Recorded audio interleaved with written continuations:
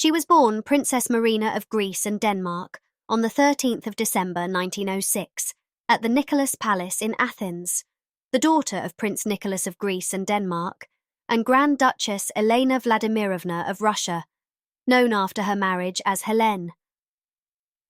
Nicholas was the fourth child of King George I of Greece and the brother of King Constantine I, while Helene was a niece of Emperor Alexander III of Russia and a cousin of Tsar Nicholas II. Marina was the youngest of three children. Her sisters, Olga and Elizabeth, were born in 1903 and 1904 respectively.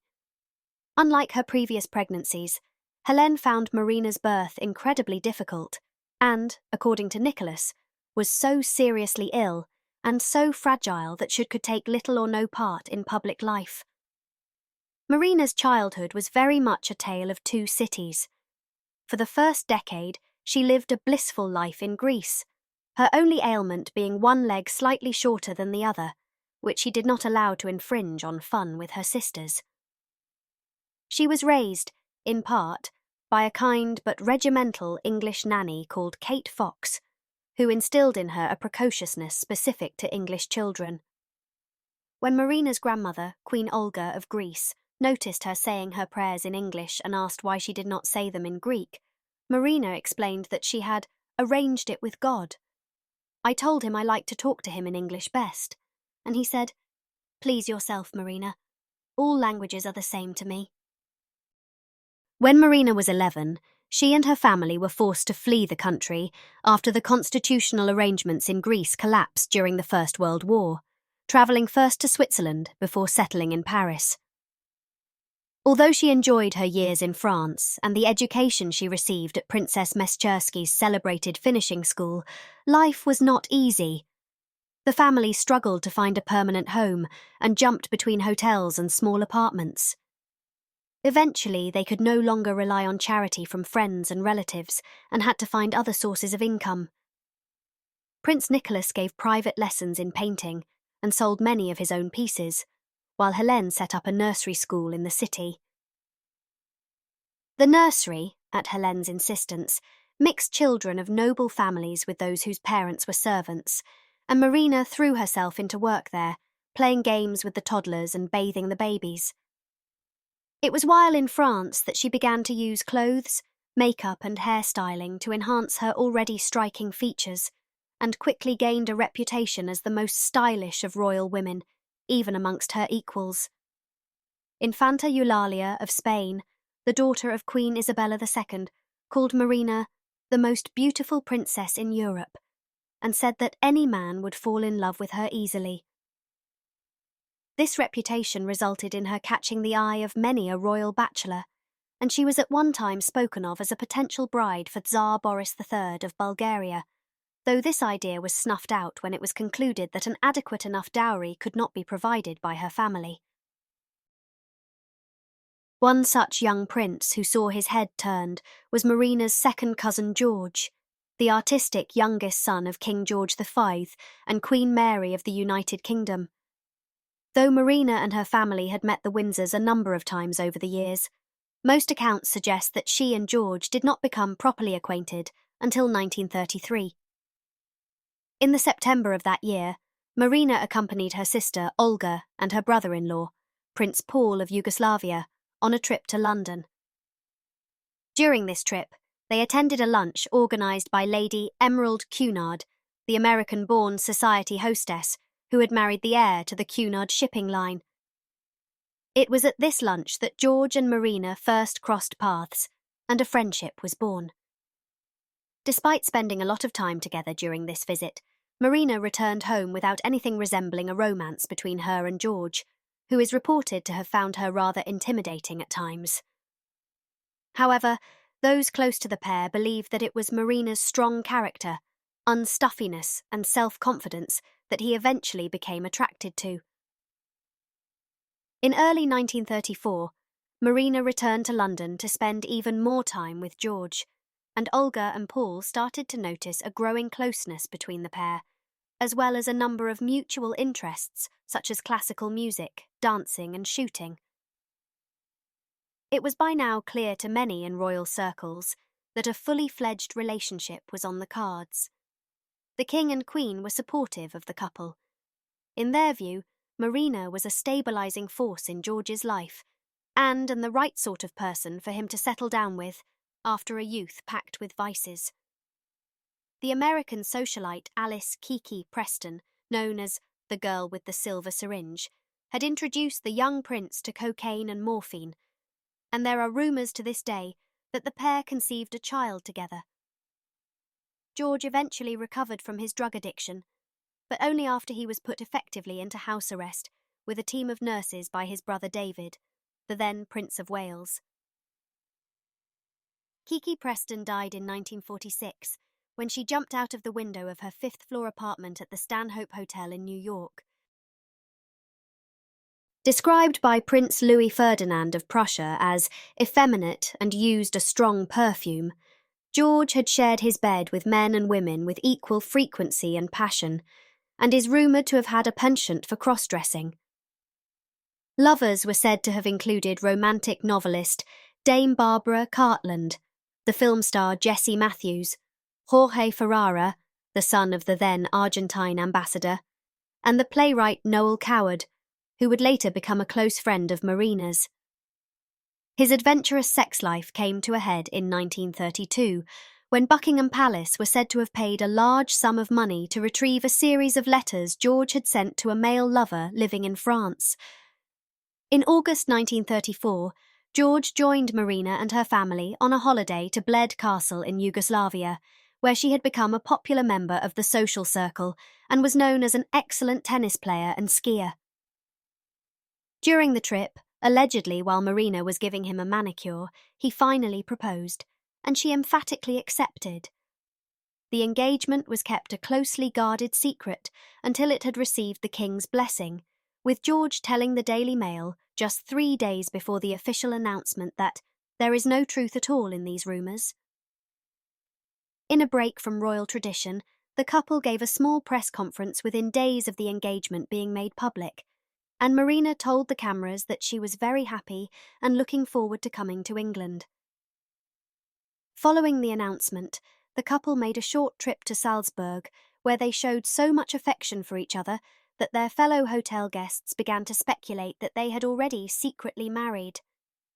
After the holiday, and to large and excited crowds, Marina returned to her home in Paris as a changed woman. People took an obsessive interest in her every move, word and action, and she was more than happy to feed this interest, giving frequent interviews to journalists from around the world. The phones at Balmoral were constantly ringing with messages of congratulations, and the story of the engagement dominated both the British and American newspapers. George returned to Britain to an equally jubilant public and was greeted with thousands of well-wishers' letters when he arrived home. Almost immediately, he organised for an engagement ring to be made by Cartier, consisting of an emerald-cut cashmere sapphire, which was said at the time to be Marina's favourite jewel. George also bought 3 eternity rings for the wedding ceremony, which Marina requested be set with rubies, diamonds and sapphires to represent the Union flag. On the 17th of September, Marina and her parents arrived at Victoria Station in London to the warmest of welcomes. As many as 50,000 people were said to have lined the streets from the station, which newspapers declared the largest greeting a foreign princess had received in Britain since Princess Alexandra of Denmark arrived to marry the future King Edward VII in 1863. The car, which was sent to collect the family, was bombarded with flowers thrown from the pavements, and at several points the police barricades were overrun by people desperate to get a glimpse of Marina. She was so overwhelmed by the experience that eyewitnesses recall seeing her wipe away tears. In October, the king gave George the ancient title of Duke of Kent, which had once been held by Queen Victoria's father, and a month later, on the 29th of November, the couple were married at Westminster Abbey. Marina wore a typically stylish silver and white gown with a 15-foot train designed by Edward Molyneux, who had produced outfits for Greta Garbo and Vivian Leigh, and sewn in part by Russian refugees at her request. Her bridesmaids were her cousins, Princesses Irene, Catherine and Eugenie of Greece and Denmark, and Grand Duchess Kira Kirillovna of Russia, George's cousins Lady Mary Cambridge and Lady Iris Mountbatten, his niece Princess Elizabeth of York, and Marina's friend Princess Juliana of the Netherlands, the heir to the Dutch throne. There were also, at the insistence of the couple, 6 prime location seats reserved for a selection of their domestic staff. As of 2023, Marina is the last foreign princess to marry into the British royal family. When Lady Juliet Duff, daughter of 4th Earl of Lonsdale, remarked to Queen Mary that the public crowds were almost as big, if not bigger, than at the wedding of the Duke of York, later King George VI, the Queen replied with, "Oh yes." But then, you see, Marina is a royalty. There was great public excitement surrounding the wedding, which was the first major royal event since before the 1418 war. Despite the cold and wet November weather, over 1 million people flooded the streets of London to see the couple and their guests. Some stories tell of people sleeping in the street covered only with newspapers the night before the ceremony, so desperate were they to grab a decent viewing spot. Other reports from the day estimate that paramedics tended to over 700 injuries obtained in the scrum of the crowd, with some spectators being taken away by ambulances with fractured legs. For those not wanting to risk a trip to the infirmary, seats on a grandstand erected opposite the Abbey sold for the modern equivalent of over $500, with the proceeds being donated to the Westminster Hospital Trust. In a feat of modern technology, the ceremony also became the first royal wedding to be transmitted live on the wireless, made possible by the installation of 14 tons of broadcasting equipment in the Abbey. The Duke and Duchess settled in an elaborate yet modern townhouse, No. 3 Belgrave Square, which was leased to them by Juliet Duff. A year after they married, they inherited Coppins, a mid-19th century country house less than 10 miles away from Windsor Castle, that had been left to George by his aunt, Princess Victoria, known in the family as Toria. Within months of George and Marina moving in, Coppins became something of a salon of creatives and society figures, with famous faces such as William Somerset Maugham, Henry Chips Channon, Beverly Nichols, and Douglas Fairbanks being regular guests. In a move which surprised their friends, the style-conscious Marina passed the responsibility for the renovation and decoration of the 2 houses to George, as well as the hosting duties for guests. At one dinner, the couple gave early in their marriage. The Dowager Countess of Airlie heaped compliments on Marina for the food and decor of the room, only to be told by the Duchess that it was George who had chosen the menu, furniture, flowers, and the colour on the walls, and that she didn't know what the meal would be until it was put in front of her. Now cemented as a national figure, Marina's maverick flair was unleashed on Britain in its full glory. She regularly graced the pages of Vogue, Country Life, and Tatler, and was featured in almost every best-dressed list of the era. Her signature fashion choices, such as pillbox hats and trousers, as well as her public smoking, were considered incredibly progressive for the time and became hugely popular among the moneyed women of Britain. An ostrich-feathered sailor hat was sold by the hundreds within days of Marina being seen wearing it, and some society ladies even attempted to retrain their walk to copy the Duchess's slight limp, as they had done with her grandmother-in-law, Queen Alexandra. Not everyone, however, was entirely approving of Marina's daring manner. The King and Queen were known to be an extremely traditional couple for their time, with Queen Mary still wearing floor-length dresses and toque hats on a daily basis in the 1930s and 40s, long after they had gone out of fashion. Though fond of her son's new wife, the Queen would sometimes subtly try to discourage some of Marina's style choices, always to no avail. When the King's disapproval of the Duchess's coloured nail polish was expressed to her by her mother-in-law, it was batted back with a reply of, "Your George might not like it, but mine does."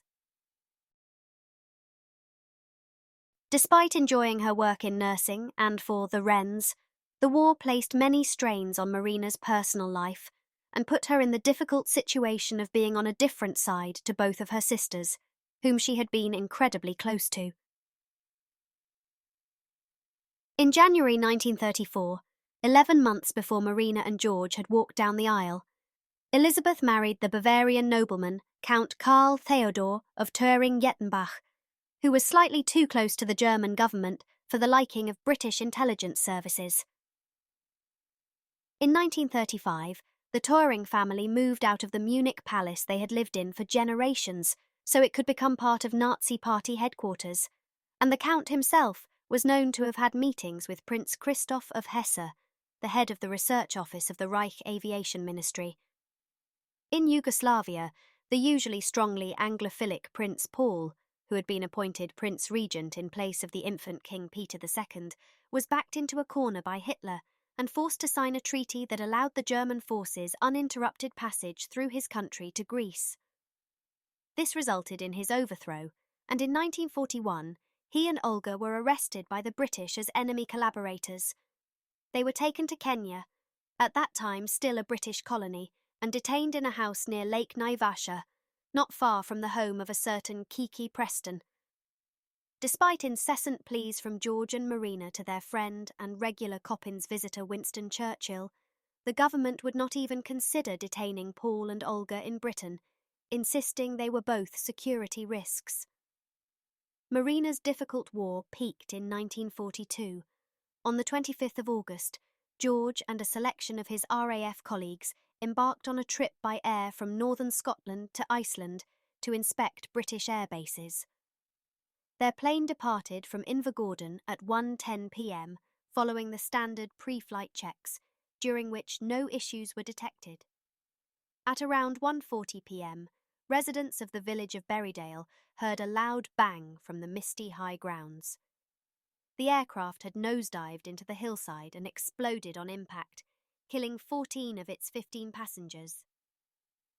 The Duke was among the 14 and became the first British royal to die in active service for 450 years.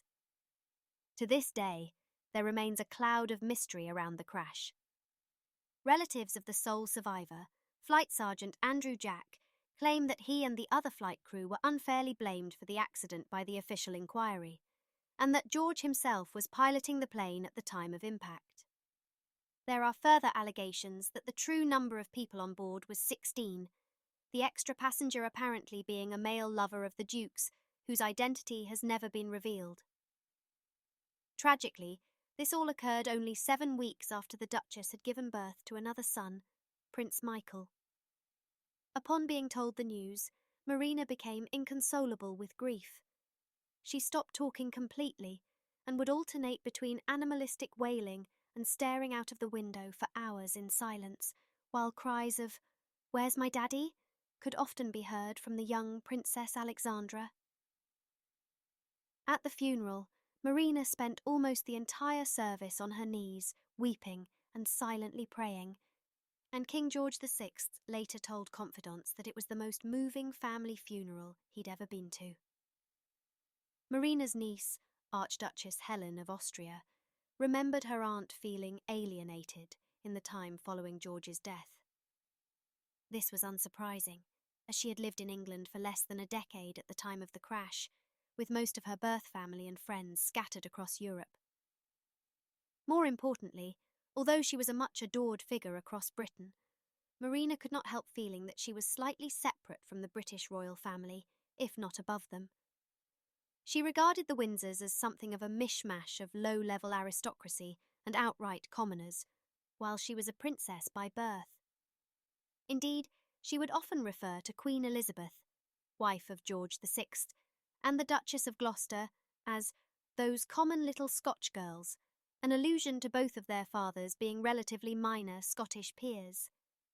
This feeling of alienation would undoubtedly have been exacerbated when she was informed that, as she was now a widow, she was no longer had access to the $25,000, about $980,000 in today's currency, of civil list money her late husband received annually from the government. This led to the humiliating ordeal of Marina having to auction off most of George's possessions, as well as a number of her own, in order to run her 2 households and bring up her 3 young children. There is, however, evidence of the family providing support where they could. Queen Mary allotted Marina an undisclosed allowance from her personal wealth to help with her day-to-day expenses, and in the weeks following the Duke's death, the King instructed the government to grant Olga release from her house arrest so she could travel to England to be with her sister. When this decision was challenged in the House of Commons by the Conservative MP Alec Cunningham Reid, who accused Olga of being an Axis spy, the then Foreign Secretary Anthony Eden explained that no other member of Marina's birth family was able to come to the UK and told Cunningham Reid that he had no apology to make in the matter. Despite her crippling grief, Marina made a quick return to public life and began undertaking engagements just 10 weeks after George's death. However, she struggled to find her real role in the family until her former bridesmaid, Princess Elizabeth, acceded to the British throne in 1952, with Marina's cousin, the Duke of Edinburgh, formerly Prince Philip of Greece and Denmark, at her side. She had been incredibly kind to the young couple, hosting them at Coppins while they were courting and helping to nurture their relationship in its early days. The Queen showed her gratitude by entrusting her aunt with a new role in the new court.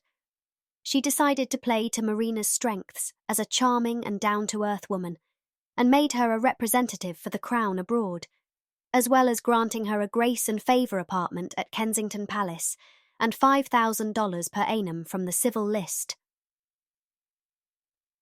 The first overseas visit was a 5-week tour of southern Asia in the September before the coronation, which saw Marina and the 16-year-old Duke of Kent journey to Sri Lanka, Singapore, Malaya, Sarawak, North Borneo, and Hong Kong.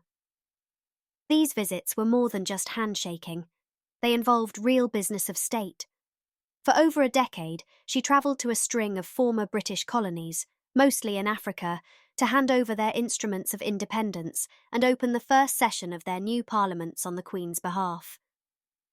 The first was Ghana in 1957. Then came Lesotho and Botswana, the capital city of which is home to the Princess Marina Hospital. She was also the first member of the family to visit post-war Germany and made several successful trips to Commonwealth realms such as Canada and Australia, where she was met with the rapturous crowds she had become accustomed to. Marina was also often deployed to charm foreign royalty, especially those she was linked to by blood. When her cousin King Paul of Greece and his wife Queen Frederica visited Britain in 1963, it was she who greeted them at the airport. She later represented the British royal family at the wedding of Princess Beatrix of the Netherlands, the eldest daughter of her old friend and former bridesmaid, Queen Juliana. In 1961, Edward's marriage to Lady Catherine Worsley had displaced his mother as the Duchess of Kent. The new and rather geriatric style of Dowager Duchess of Kent was almost immediately rejected by the still relatively young Marina, and, with the Queen's permission, she was instead known as Princess Marina, Duchess of Kent. Though she herself never remarried, most likely out of respect for her children and the memory of their father, Marina's later life was not without romance. In recent years, it's been revealed that she had an incredibly close relationship with the American actor and comedian Danny Kaye, who she had first met just after the war at a showbiz party. As he fitted into her social circle so well, it was not widely known that he and Marina were anything more than friends. As she approached her 60s, Marina remained a visible and popular member of the royal family, and could often be seen accompanying her children and the wider family at events, still displaying the same elegance and vigour she had in her 20s. However, in summer 1968, she cancelled an official engagement for the first time since joining the House of Windsor nearly 35 years earlier. The reason of a slight knee injury was given, though in reality, Marina had been noticing some weakening in her left leg for a while. This weakening worsened as the months went on, soon spreading to Marina's left arm, and she became prone to stumbles and trips. Following a more serious fall on the 17th of July, in which she hit her head, she was taken to hospital in Bloomsbury, where she remained for a few days before being sent home to Kensington Palace with strict instructions to rest. However, this relatively minor accident unveiled something far more serious than anyone was expecting. Routine tests undertaken while in hospital revealed that Marina had a brain tumour which had reached the stage of inoperability, and doctors gave her 7 months to live at the most. While accounts on whether Marina herself was made aware of the extent of this diagnosis are ambiguous, her children went out of their way to keep their mother's illness a secret from others, with most of her family and friends kept unaware of the seriousness of her condition. Despite her prognosis, Princess Marina passed away in her sleep just 5 weeks after the discovery of the tumour on the 27th of August 1968, 2 days after the anniversary of her husband's death. This was an enormous shock to just about everyone, not least her children, who had expected to have as long as half a year giving their mother a comfortable and enjoyable end to her life. They were, however, grateful that Marina's end was not drawn out and that she was not forced to go through a complete deterioration of her health. In a letter to Cecil Beaton, Princess Alexandra expressed relief that, "My sweet mamma knew no pain, and now she is at peace." Buckingham Palace announced a week of court mourning, and all flags at royal residences were lowered to half-mast. Virtually every member of the royal family attended the funeral at St George's Chapel, led by the Queen, the Duke of Edinburgh and Queen Elizabeth, the Queen Mother.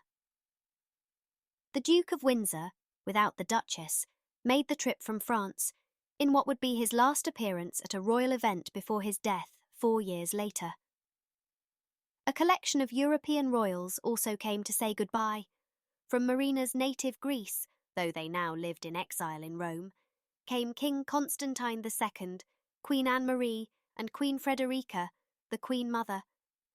Other royal guests included Helen, the exiled Queen Mother of Romania, a Greek-Danish cousin, Princess Paola of Belgium, and Umberto II, the last King of Italy. As at her wedding, the funeral included contributions from senior figures in the Greek Orthodox Church's British delegation. As well as this long list of the great and good ordinary British people lined the route of the procession in their thousands, as they had done when Marina first arrived in 1934. This large turnout from the public was seen as a gesture of thanks to the glamorous globetrotter who had made their country her home and worked tirelessly in its service.